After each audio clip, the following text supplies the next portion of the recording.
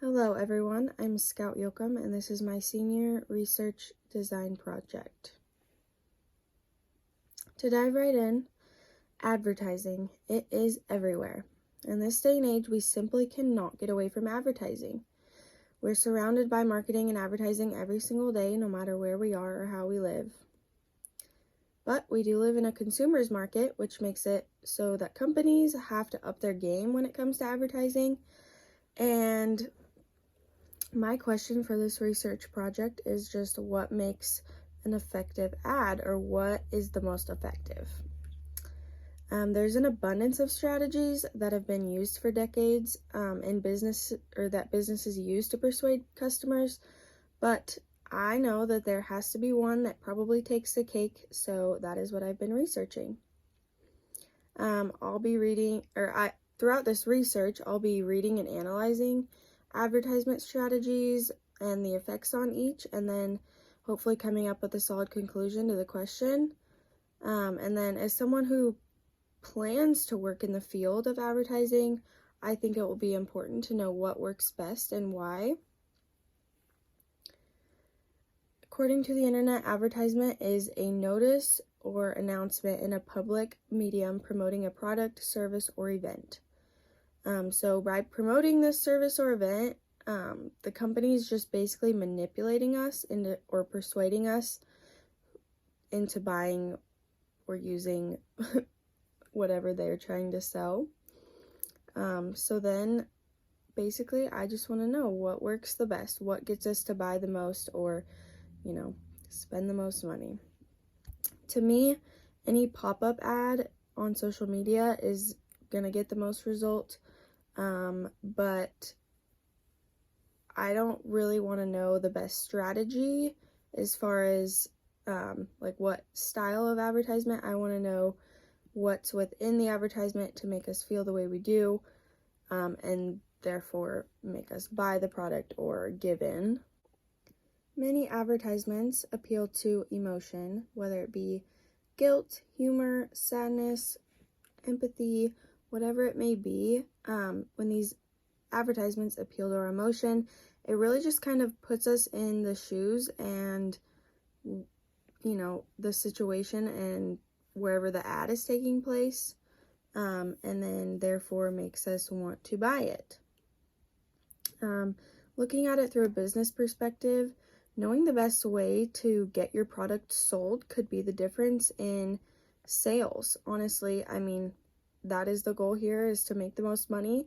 So if we can find a way that consumers really want to buy the product, then they're going to do it. I'm not saying there's an issue here, but obviously trying to find the best strategy or what to put in your ads, it's going to be beneficial for the business no matter what. It's important to me, I think, to discuss this and research this just with my life and me heading in this direction.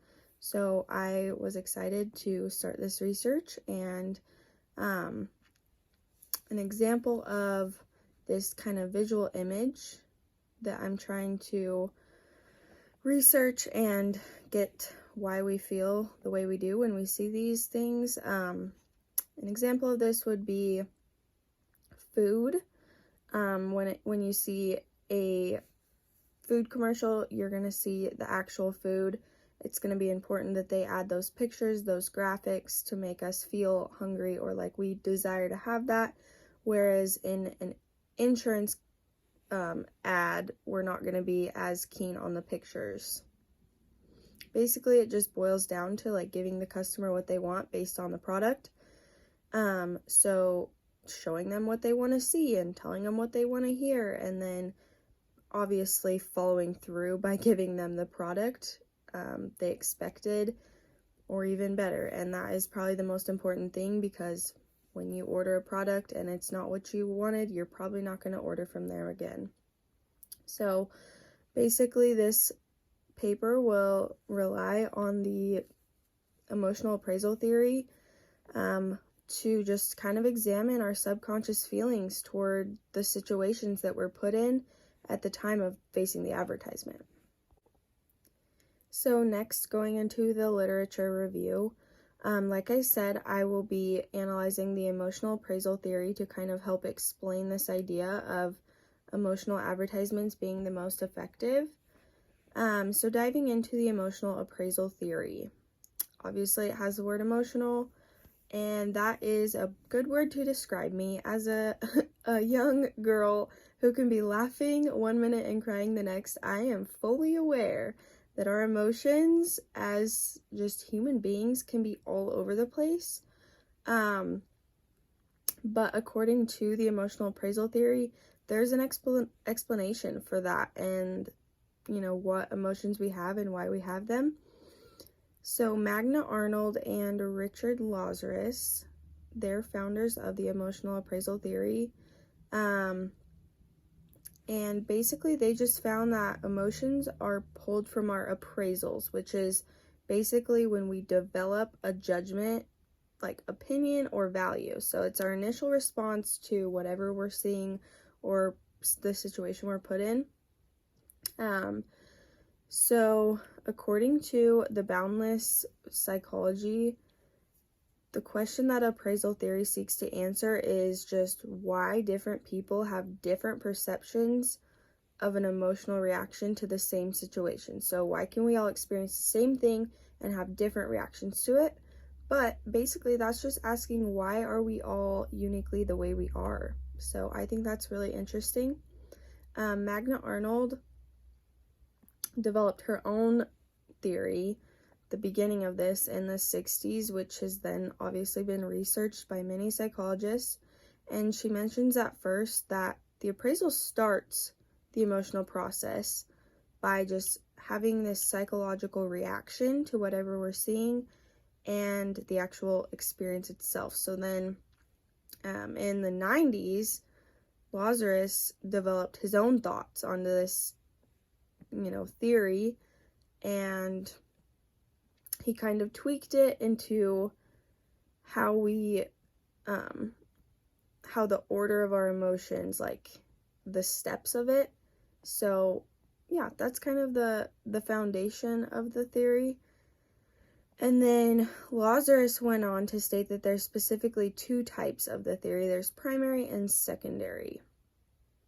So an example is just kind of the emotion of stress. So at first, the primary is our first reactions to the potential threat or situation that might induce this stress. And then after we decide how big of a threat it is, the secondary appraisal then comes in and gives us our available options of how to cope with whatever we're dealing with or whatever, situation is happening to cause the stress. And then we can know like how effective our options will be at solving the problem.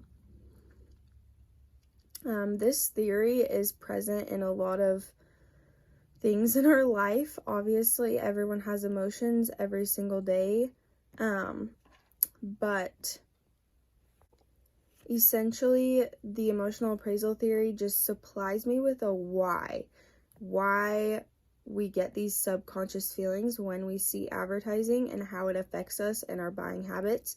So by looking at the emotions, I can see, by looking at how the emotions affect us, I can see how they could be effective in an advertisement.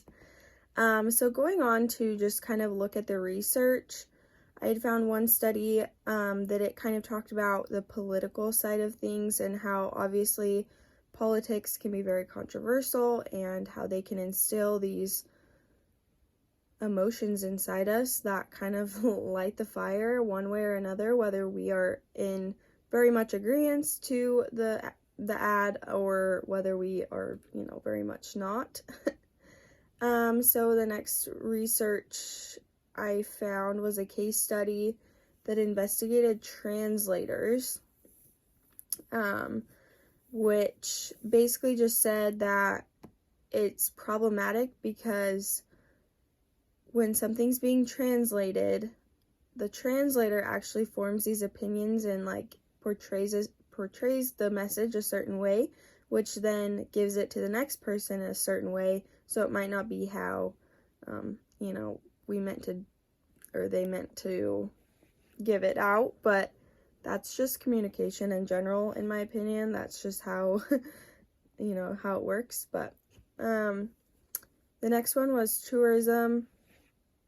Basically, they were just trying to find marketing methods through this theory, and saying that tourism websites basically lead to promotion of the local attractions, and they obviously try to sell you on what is good in the town and then use that, but it can be difficult within an international audience. So a lot of like pictures and like pictures of happy people, they said helped, because obviously if you're happy in this country, I will be too. Lastly, social media. This is a gold mine of the emotional appraisal theory, because advertising is everywhere in social media. And they just kind of, what I thought was interesting about the social media research was that they actually researched Twitter, which can be controversial as well. And in my opinion, Twitter is not the biggest place for ads. That's typically Facebook and Instagram. But they looked at Twitter and they just found that the appraisal was higher because of the amount, the amount of controversy basically caused more of an uproar. Moving on to the present study, obviously there's many methods, like I said before, of advertisement on the internet. There's pop-up ads, there's email advertisements, side panel ones, everywhere you look, no matter what website you're on, you're gonna have advertisements, unfortunately, for a lot of the time, but companies gotta do what they gotta do. And like I said earlier, it's not the type, but the content. So it's not the pop-up ad, it's what's in the pop-up ad. So I have some questions on what I would kind of like to study in my study. The first one being just, how is the emotional response induced into an advertising audience? So basically there's triggers for these emotions, and if we can kind of narrow it down to certain triggers, then we can kind of help find that emotional response and give a sense of direction when creating the advertisement. The next question is there a significant difference in the products versus services within the emotional appeals? Basically, it seems that with emotion, to me, there's more service-geared businesses wanting to, like donations and stuff. For example, the smoking commercials is what I had thought of, or meth, not even once. It's not really trying to get you to buy anything. It's more so just sell the image and stop you from doing something, or, get you to do something. The next hypothesis is that appeals to emotion in advertising is positive with the sales. So the more you can feel from the advertisement, the more products will be sold or services will be sold. So I just think that there's a positive correlation with this emotional aspect and the sales. And then lastly, children, animals, and elderly people trigger a particular desired emotional response. So this is nothing that we haven't seen before. The puppy dog eyes, or the old man crossing the road, or obviously children are a big one in advertisement. And to me, it's fair game. There's something that triggers us and pulls on our heartstrings. And I think that, if that's what it takes to get us to buy something, then why not use it? So for the last portion, the methods, I would like to conduct a survey asking just a multitude of questions to social media users, asking what advertisements they think are most effective. So basically my goal here is just to have enough participants that I can kind of come up with clear answers. I'd like to find some ads that induce these emotional responses and kind of test the effects on them and what they have to say about them. I would like to kind of test their age, their social media platforms, and then obviously the advertising effects. I want to provide examples, like I said, to kind of just help show them what I'm talking about. Instead of just saying, oh, a funny advertisement, I want to provide them with the advertisement. I actually wouldn't mind making some. I think that would be fun.